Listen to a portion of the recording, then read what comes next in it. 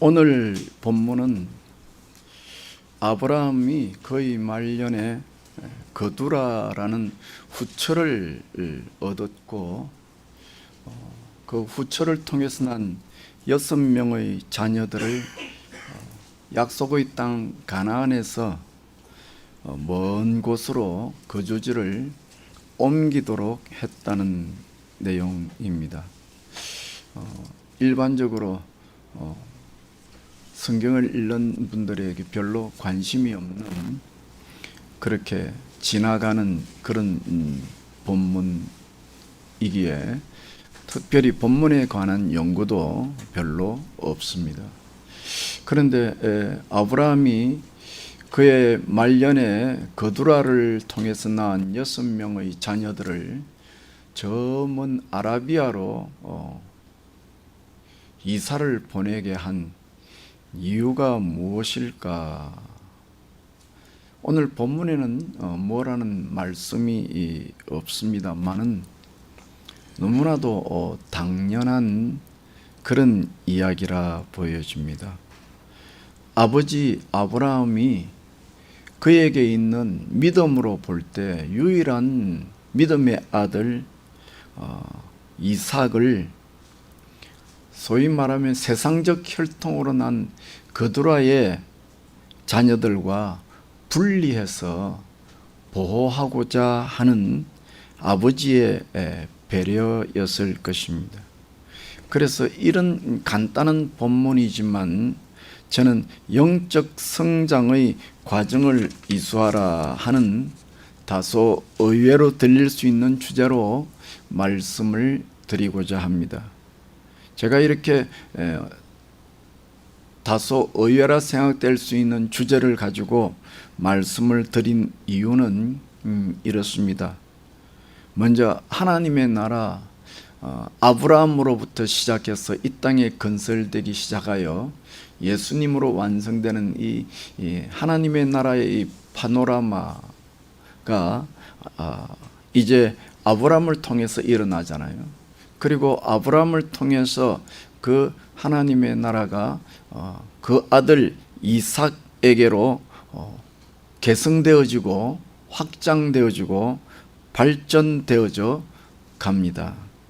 그런데 이런 외면적인 사건을 우리의 마음에 적용해 보면 우리가 예수님을 믿으면 내 마음에 이삭이라고 하는 아브라함이 이삭을 낳은 것처럼 내가 예수님을 믿으면 내 마음 안에 하늘의 생명이 잉태되어집니다. 그리고 이 내 마음에 하늘의 생명이 잉태되어지면 이 생명이 점점 성장, 발전해 나갑니다. 마치 이 땅에 태어난 태아가 태어날 때부터 완전하고 성숙한 인격자로 태어나지 않는 것처럼 내 마음에 태어난 영적 생명도 역시 그렇습니다.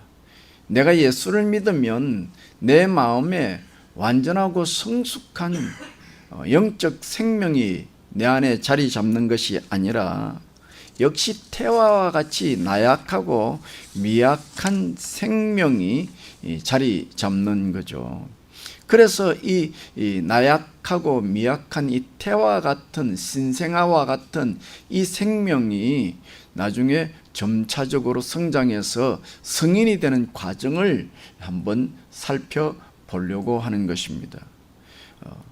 첫째로 내 마음에 태어난 예수님의 새 생명이 경험하는 첫 번째 단계가 무엇이냐 하는 것입니다.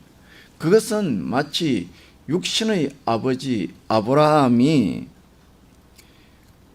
하나님의 보호하시는 그 능력의 통로가 되셔서 그 이삭이 아버지 아브라함을 통해서 절대적인 보호를 경험하는 그런 시기가 있다는 것입니다. 그래서 본문에 보면 아브라함이 그의 아들 이삭을 보호하기 위하여 말년에 거두라에게서 난 자녀 6명을 아브라함에게 분리시켜서 저 아라비아 지역으로 집단 이주를 시킵니다. 왜냐하면 아브라함이 전날 육신적으로 보면 이삭의 형님이 되겠죠. 이스마엘이 나오잖아요. 그래서 이 이스마엘과 이삭이 한 집의 삶으로 인해서 다툼이 일어났고 아버지 아브라함으로서는 마음이 굉장히 많이 아팠을 것이고 이 일로 인하여 그 이삭의 어미 하갈을 무려 2번이나 내치잖아요. 그러니 아버지로서는 참 마음이 힘들었을 것입니다. 그래서 이런 경험을 한 아브라함은 또다시 이런 아픔이 자기 가정에서 재발되지 아니하도록 거두라에게서 난 6명의 자녀들을 아예 멀리 저 아라비아 쪽으로 집단 이주시켜서 집안에 분쟁이 일어나지 않도록 조치를 취한 것입니다.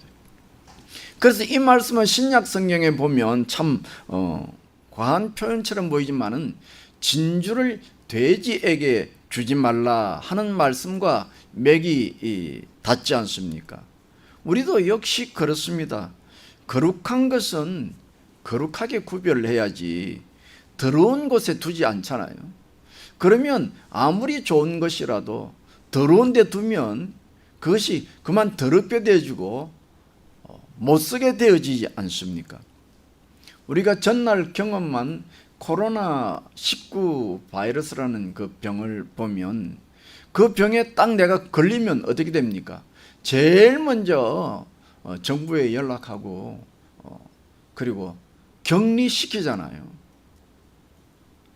저도 그래서 한 일주일간 저 혼자 집에서 격리된 경험도 있고 저보다 일찍 걸리신 분들은 아주 죽는 줄 알았잖아요. 격리소로 아예 가버렸잖아요. 그렇게 이렇게 코로나19 바이러스라는 질병이 걸릴 때 제일 먼저 취하는 조치는 그 전염된 사람을 다른 곳으로 격리시키는 것, 이것이 그 질병이 확산되지 않는 가장 우선적이고 근본적인 치료 방법인 것처럼 이런 차원에서 아브라함은 그의 영적인 믿음의 아들 이삭을 보호하기 위해서 거두라에게서 난 자녀 6명을 차단해서 이삭을 분리 보호하는 일이 있었던 것이 오늘 본문의 내용이죠. 그래서 이런 사실을 우리가 신앙의 영적인 원리로 생각하면 앞선 말씀드렸지만은 내가 예수님을 믿으면 내 마음에 거듭난 영적 생명이 탄생을 하는데 내 마음에 거듭난 영적 생명이 탄생하면 그 탄생하는 내 마음의 영적인 환경이 어떻느냐 하는 것입니다. 내 마음은 무주공산이 아니죠. 내 마음은 이미 오래전에 옛날부터 내 마음에서 주인 노릇을 하던 영적 존재가 자리를 잡고 있는 것이죠. 내 마음에 이미 사단이 씨를 뿌리고 철저하게 관리해온 그런 영역이죠. 그래서 내 마음은 죄성에 깊이 물들어 있는 그런 마음입니다. 예전에 아주 예전에 혹시 기억하실지 모르지만은 내비게이터 성경 공부를 가르칠 때 그 초급반에서 그 이야기를 하잖아요. 예수님을 믿으면 어떻게 되느냐 비유적으로 설명하지 않습니까? 내 마음에 원래 검둥개 한 마리가 크고 사나운 검둥개 한 마리가 살고 있었는데 어느 날 예수님을 믿는 순간에 내 마음에 흰 개 한 마리가 조그마한 개 한 마리가 탄생했다. 그래서 내 마음 안에서 이 조그마한 흰 개가 크고 무서운 시커먼 개와 싸워서 투쟁을 해야 하는 그런 상황이 벌어졌다라고 설명하지 않습니까?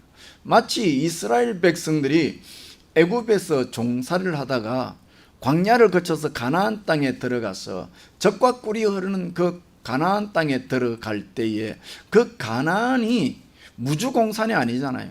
텅 비어있는 아무도 살지 않는 오아시스가 아니잖아요.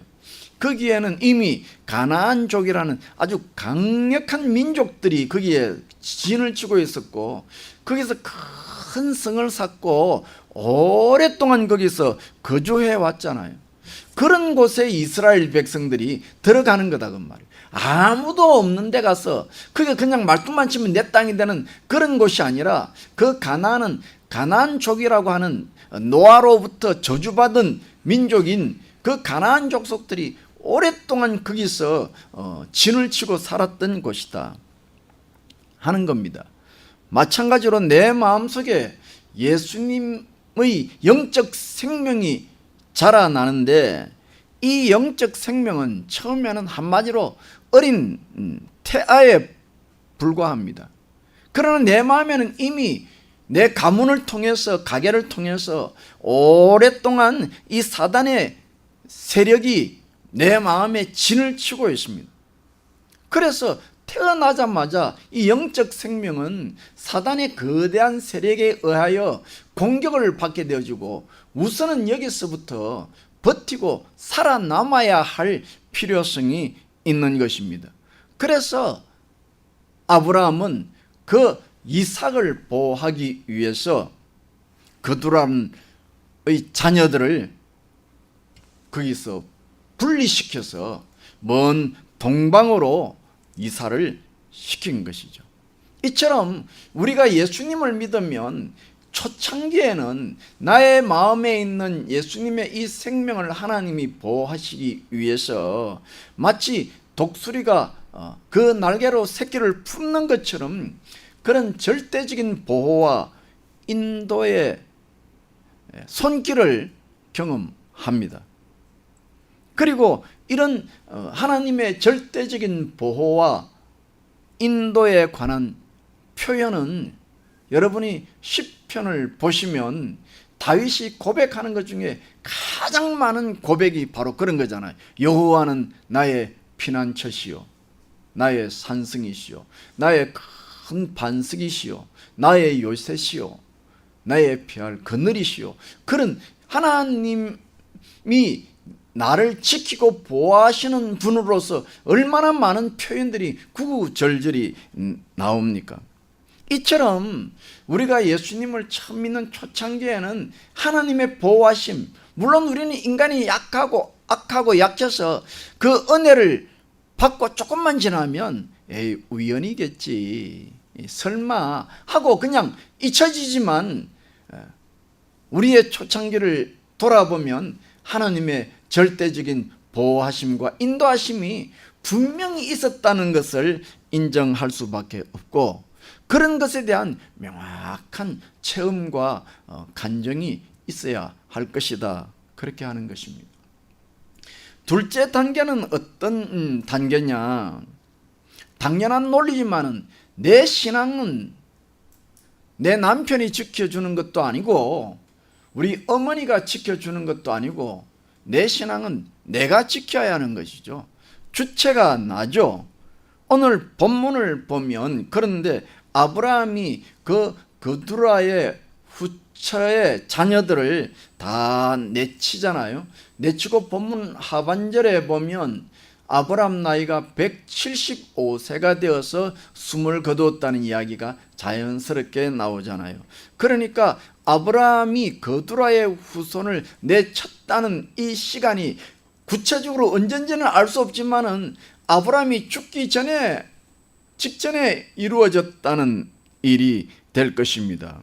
그러니까 아브라함이 175세에 죽었으니까 아마 그 바로 앞전에 아브라함이 그두라의 후손의 그두라는 후처의 자녀들을 집단 이주시켰으니까 그때 아브라함의 아들 이삭의 나이가 몇 살이었겠는가? 아브라함이 이삭을 100세에 낳았는데 175세에 죽었으니까 175세에 죽을 때 이삭의 나이는 70살입니다. 그러니까 그 당시에 노아 방주 바로 다음의 사건 아닙니까? 그러니까 그 당시에 인류의 생체의 나이와 오늘 현대 우리의 생체의 나이는 아마도 많은 차이가 있을 것입니다. 70이라는 생체의 나이가 어쨌든지 70 정도 못 되어도 아마 68이나 이삭이 69이나 70 요 사이야 되었을 텐데, 그러면 그 당시 70이라는 나이를 어떻게 우리가 짐작할 수 있느냐? 짐작할 수가 있는 것이죠.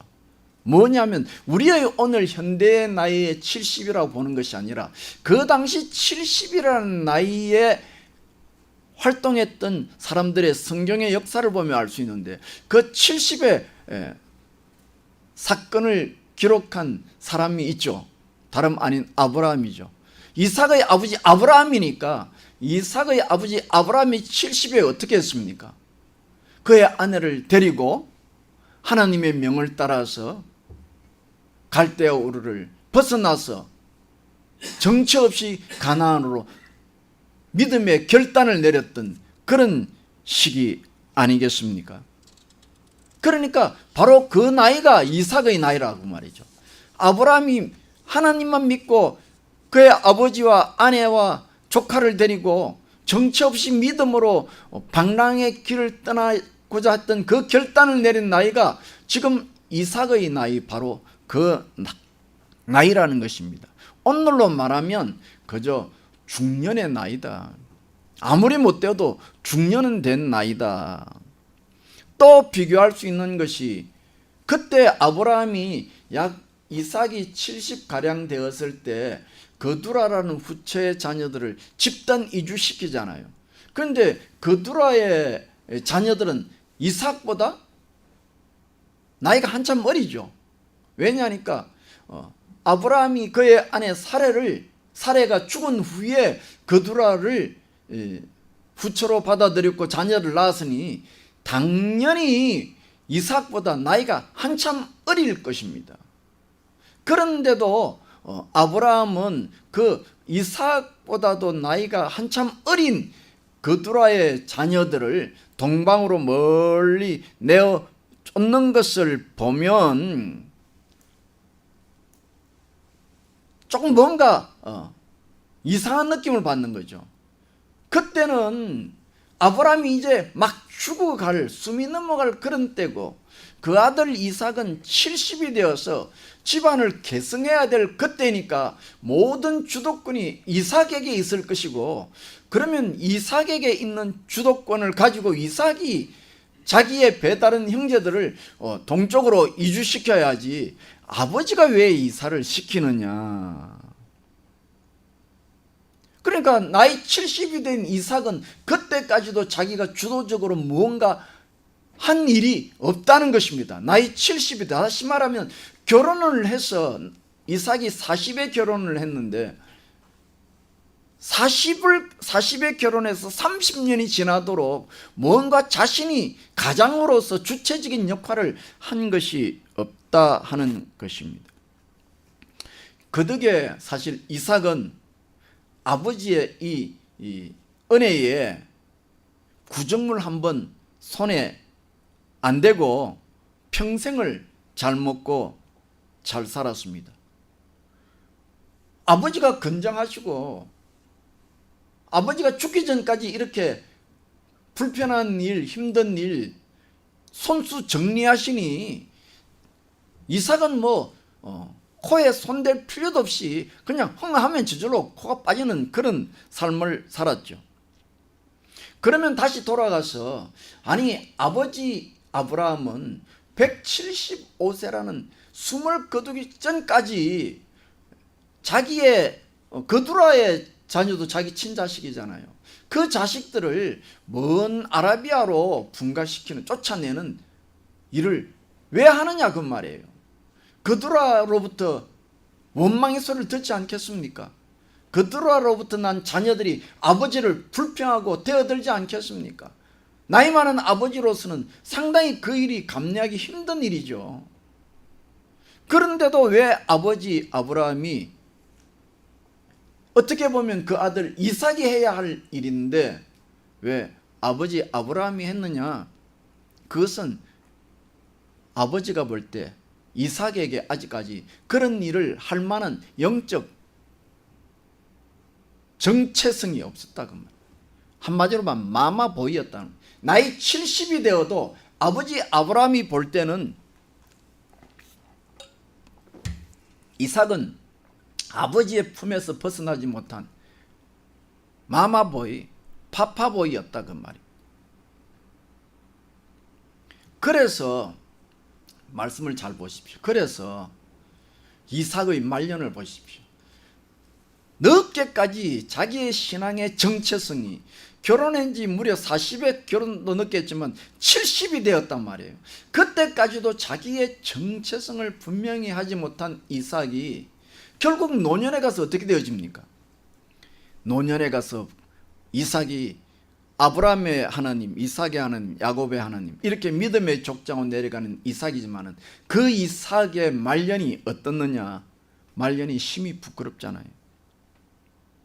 그는 믿음의 조상이었지만은 말년에 이삭에게 두 아들이 있는데 하나들은 야곱이고 하나는 에서인데 하나님이 누구를 선택했습니까? 야곱을 선택했잖아요. 그런데도 이삭은 누구를 의지하고 살아갑니까? 누구와 살아갑니까? 뭐 일이 이상하잖아요. 아브라함은 하나님이 택하신 이삭과 같이 살기 위해서 거두라라는 6명의 자녀들을 내쳤는데 그 아들 이삭은 하나님이 내 친자식, 선택받지 못한 에서와 함께 살아가잖아요. 그리고 성경에 보면 이삭이 나이 많아 눈이 멀었다고 이야기하죠. 실제로 눈이 멀었다는 뜻이기도 하지만은 영적으로 희미해진 인생을 살았다. 그러니까 이삭의 말년이 참 쓸쓸하고 고달픕니다. 노년이 되어서 몸이 힘든 데다가 눈까지 멀었고, 더군다나 하나님이 택하지 않은 에서의 가정에서, 집에서 살았다고 하는 것은 참으로 슬프기 짝이 없는 일입니다. 그러니까 믿음이라는 것은 내가 초창기에는 하나님의 절대적인 보호하심이 필요해요. 하나님이 살아계셨다는 체험들이 필요합니다. 중요합니다. 그거 있어야 합니다. 그러나 여기에 안주하면 안 됩니다. 내가 하나님이 살아계신다는 거, 예수님이 나를 위하여 십자가에 못 박혀 죽으셨다는 사실을 확실히 믿으면 그 믿음을 가지고 내가 독립을 해야 합니다. 이 세상에 나가서 믿음으로 부딪히고 깨어지고, 그래서 그 속에서 또 자신의 죄인됨을 발견하고 그런 죄인을 받아주시는 하나님의 은혜를 체험하면서 성장의 길을 걸어가야 합니다. 그 과정이 필요하다고 말이에요. 두 번째로. 그래서 성경을 여러분 보시면 교회의 역사를 보여주는 성경책이 사도행전이잖아요. 사도행전에 보면 오순절 때 이 땅에 교회가 생겨서 그 교회 주님 오시는 그날까지 기록해 놓은 것이 사도행전인데, 그 사도행전을 보십시오. 사도행전 초반에는 눈에서 불이 튈 정도로 엄청난 기적들이 많이 기록되어 있습니다. 그러나 사도행전 후반에 보면 그런 기적이 사라져요. 심지어 무슨 표현까지 나오느냐 하니까 그 기적의 주인공이었던 바울이 그의 아끼는 디모데를 향해서 디모데의 몸에 질병을 걱정하면서 뭐라 그럽니까? 포도주를 좀 먹어봐라 라고 권면까지 합니다.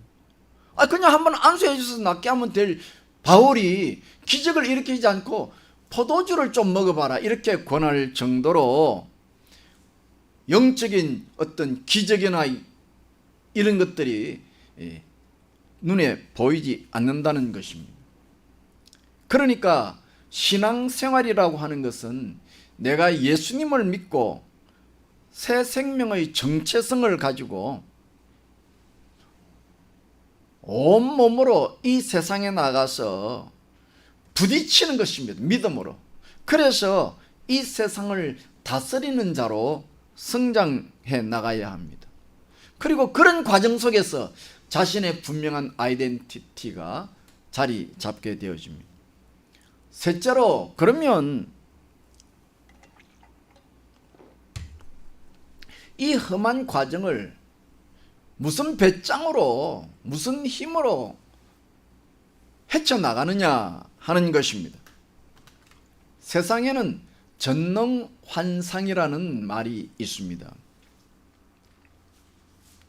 참 신기하죠. 저도 우리 딸아이가 이제 아이를 낳아서 이제 톡에 계속 애가 어떻다는 사진을 보내줘요. 근데 이제 우리 다들 애들 켜보시 알겠지만, 아니 애가 지금 뭘 믿는다고 무슨 똥배짱으로 조금만 몸이 불편하고 조금만 배가 고프고 조금만 좀 사면 그렇게 요란하게 웁니까? 필사적으로 뭐 그냥 잡아먹듯이 울잖아요. 이 애가 무슨 힘으로 엄마 젖을 그렇게 빱니까? 막 어떤 때는 엄마 젖이 갈라지고 피가 터지잖아요. 애가 하도 세게 빨아가지고. 아니 이 애가 무슨 배짱으로 그렇게 쪼 빠느냐고요. 엄마 젖이 조금만이라도 늦으면 그냥 그것이 뭐 버스 깐이든지 그것이 화장실이든지 상관없이 막 내리 울어버리잖아요. 야단 법석을 떨죠. 저는 어릴 때 얼마나 많이 울었던지 우리 누님이 나를 키웠는데, 혹시 이렇게 애를 이렇게 푸대기를 이렇게 감는 걸 푸대기라 그러나요? 경상도 뭐라 그러나요? 거기에 바늘이 있는가 싶어가지고 그 추운 겨울에 그걸 펴놓고 헬이 다 뒤졌답니다. 애가 하도 울어가지고. 아니 그렇게 울어제끼는 힘이 어디서 나옵니까? 에너지가 어디서 나옵니까? 그 조그마한 생명체가. 걷는 걸 한번 보십시오. 그럴 때도 막 그냥 하루에 몇 차례 넘어지잖아요. 넘어져서 무릎까지 얼굴 깨지 막 옆에서 보면 겁이 날 정도예요. 그런데도 이 어린 아이는 일어서는 것을 멈추지 않습니다. 조금만 일어서면 엄마 화장대고 뭐 다 휘어져 접어버리고 막. 얼마나 아주 막 그냥 활동력이 넘치는지 알 수가 없습니다. 이 힘이 어디서 나오느냐 하는 것입니다. 이 힘, 그것은 이 태아가 엄마 뱃속에 있을 때 느꼈던 체험 때문이라 그럽니다. 물 위에 둥둥 떠 있잖아요. 그러면 생각만 합니다. 아, 배가 고프다. 그러면 자동적으로 엄마의 영양분이 자기에게 들어옵니다. 생각만 하면 모든 것이 그 안에서 다 이루어집니다. 그래서 엄마 태아에 있는 속 배에 있는 이 아이는 자기가 이 세상의 주인공이고 자기가 최고라고 생각하고 내가 무슨 생각만 해도 모든 것이 다 이루어진다고 생각합니다. 이것을 소위 말하는 전능환상이라 한다는 것입니다. 그리고 이 땅에 태어나서 그 전능환상이라는 경험을 가지고 이 세상의 의지에 이 세상을 싸워 나가는 것이죠. 이 세상에 나와서 뱃속에 있을 때는 생각만 해도 엄마의 영양분이 들어왔지만 이제는 내가 몸부림쳐 젖을 빨아야 하고, 이제는 내가 코가 깨지고 무릎이 까져도 내가 걸어야 하고 뛰어야 하고, 그러는 과정에서 점점 성장해가고 나중에는 어머니가 돌아가시고 안 계셔도 그 어머니에 대한 생각이 내 마음속에 내재되어 있어서 그 내재함으로 굳건히 세상을 이겨나가는 것이죠. 이걸 전능환상이라고 한다는 것이죠. 그런데 문제는 이런 전능환상, 어머니가 나를 절대적으로 지켜주시고 보호해 주시는 이 은혜를 태어난 아이가 충분한 경험을 못했다는 거예요. 나는 태어나서 막 배 아파 죽겠는데 엄마는 일하러 가고 없어. 하루 처음으로 우는 거예요. 저도 우리 집에 어른들 이야기 들으면 사흘을 쉬지 않고 울었대요. 막 울어도 아무도 다가와 주시지 않는다는 것이죠. 그래서 어릴 때 어머니의 그 전능환상이라는 경험을 많이 누리지 못하고 내가 어머니에게 버림을 받았다 싶은 생각이 있는 사람들은 어른이 되면 특징이 있다는 것이죠. 그게 뭐냐니까 성격이 부정적으로 변하고 새로운 일에 새로운 곳에 적응을 잘 못하는 거예요. 어릴 때 어머니로부터 내가 보호받는 그런 경험들이 충분치 못하고 홀로 버려지거나 혼자 있는 느낌이 강한 아이들일수록 성격이 부정적이고 새로운 일을 시도하지 못하고 내가 하는 익숙한 일은 하는데 새로운 일을 하려고 그러면 큰 스트레스를 받고 부담을 받는다는 거예요. 그래서 아이들 어릴 때 무슨 병으로 혼자 오래 병원에 있었다든지 아니면 어머니 일하러 가가지고 혼자 집에서 그냥 돌보니 없이 이렇게 방치되어 있다든지 이런 어린 시절을 겪은 사람들은 새로운 일을 확장을 잘 못하는 거예요. 영적 성장도 마찬가지입니다. 내가 하나님 앞에서 용서받지 못할 죄인인데 하나님이 나를 용서해 주셨습니다. 그 은혜를 체험했습니다. 나를 내 가족들과 비교해 볼 때 내가 뭔데 나를 예수 믿게 하시고 돌아보니 하나님이 나를 축복해 주셨다는 것이 느껴져요. 그런 은혜가 있습니다. 그런데 이제 나이가 들면서 이런 직접적으로 눈에 불이 나오는 것 같은 명백한 보호하심과 돌보심이 잘 느껴지지 아니하더라도 내 마음속에 하나님의 살아계심을 확실히 믿고 믿음으로 세상을 이겨나간다는 것이죠. 그래서 이스라엘 백성들이 광야 40년 동안 생활할 때는 눈에서 분명히 하나님이 돌보신다는 것이 보여졌습니다. 낮에는 뜨거운 햇빛을 막기 위해서 구름이 짙게 깔려서 태양에서 보호해 주셨고 밤에는 추위에 이기기 위하여 불기둥이 뜨겁게 달구어 주었습니다. 아침마다 하늘에서 만나와 메추라기가 떨어져서 먹을 것을 얻었습니다. 40년 광야를 다녀서 옷이 헤어지거나 흩어지지 않았습니다. 놀라운 은혜였습니다. 말 그대로 전능 환상을 직접적으로 체험하는 그런 기회였습니다. 그런데 이상한 것은 그들이 가나안 땅에 들어가자마자 구름 기둥도 불 기둥도 만나도 메추라기도 사라져 버렸습니다. 저도 그런 경험을 했습니다. 목회 초년병일 때 시골에 있을 때는 정말로 얼마나 많은 알지 못하는 사람들로부터 사랑을 받았는지 보살핌을 받았는지 알 수가 없습니다. 우리 딸아이는 얼마나 이쁜 옷들을 입었는지 모릅니다. 어릴 때 그 시골 아이들이 비교해서 말이에요. 그랬는데 서울에 딱 올라오자마자 순식간에 없어져 버렸어요.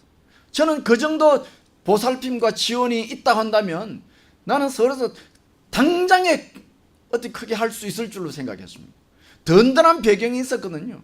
그런데 서울에 오자마자 딱 단 한 군데 없이 싹 사라져버려요.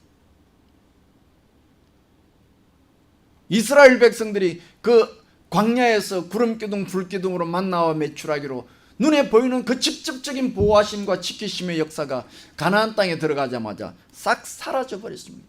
그리고 이스라엘 백성들은 그 눈앞에 여리고성이라는 내 인생 처음 보는 큰 성벽을 보았고 거기에 자기보다 몸무게가 무려 2배나 크게 보이는 거대한 장신들을 만났고 그들과 한판 전투를 치루어야 했습니다.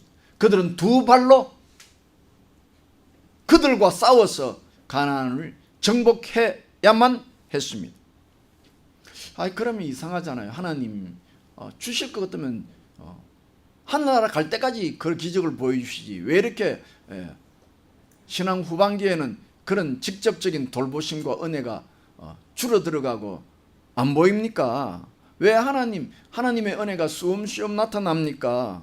만약에 그런 은혜가 계속 나타나면 우리는 이삭처럼 아마도 영적 마마보이가 될 것입니다. 이삭 나이 70이 되어도 아버지 아브라함이 죽기까지 해도 이삭을 보호하기 위해서 활동한 것을 보면서 하나님께서 우리가 어려움이 있을 때마다 즉각적으로 보호하시고 역사하시면 우리는 영적 마마보이가 되어서 내가 누군지 내 정체성도 모르고 내가 죄인이라는 사실도 모를 것입니다. 내가 죄인이라는 사실을 언제 깨닫습니까? 이 세상이 깨지고 부딪히고 넘어질 때야. 그래서 하나님 앞에 나와서 울며 기도할 때야 내가 죄인이구나 하는 것을 깨닫는 거 아니겠습니까? 그러니까 전능환상이라는 하나님의 절대적인 보호하심의 은혜가 내 신앙의 후반에 눈에 잘 보이지 않는 것은 바로 그 기간을 통해서 내가 하나님 앞에서 죄인되고 내가 나약하고 무능하다는 것을 깊이 깨닫고, 그래서 하나님을 내가 의지적으로 내가 주체가 되어서 하나님을 찾도록 하기 위한 신앙의 훈련 과정, 성숙의 과정을 밟아가도록 하기 위하여 하나님이 주신 단계라 할 것입니다. 이런 과정을 통해서 우리의 영적 생명은 성장해 나갑니다. 날마다 두렵고 떨리지만 가나안의 여리고성 같은 큰 성 앞에서 두렵고 떨림으로 주를 의지하며 내 두 발로 그 성을 격파해 나가야 합니다. 살아가다 보면 정말로 내 앞에 원치 않는 가나안의 여리고성처럼 큰 성들이 내 앞에 떡하니 버티고 서 있을 때가 많이 있습니다. 그래서 두렵고 낭망이 될 때가 있습니다. 그러나 그때 이스라엘 백성들이 주저앉지 않았습니다. 일어서야 합니다. 원망으로 뒤돌아서서 애굽으로 다시 돌아가지 않았습니다. 내 안에 전능의 하나님이 함께 계심을 믿고 두 발로 요단을 밟고 온몸으로 여리고성에 부딪혀 나갔던 것입니다. 그러함에도 저는 실패만 했는데요, 그래도 우리말에 7.8개라는 것이 있잖아요. 아이가 한번 넘어졌다고 다시는 일어나지 않는 것이 아니라 넘어져도 또 일어나서 걷는 것처럼 우리는 또 일어나서 하나님 앞에 나아가서 나의 무능을 치료받고 나의 낮은 자존감을 치료받고 하나님의 은혜를 입고 그 은혜를 힘입어서 또 세상의 여리고성에 부딪혀 나가는 것입니다. 그래서 이런 몸부림을 통해서 하나님 앞에서 영적 아이덴티티를 획득하게 되어지는데, 이런 믿음의 투쟁의 과정이 저와 여러분에게 부단히 일어나기를 예수님의 이름으로 축원합니다. 기도합시다. 하나님, 이스라엘 백성들의 과거 역사를 보며 그 역사를 통해서 나의 신앙의 행로를 봅니다.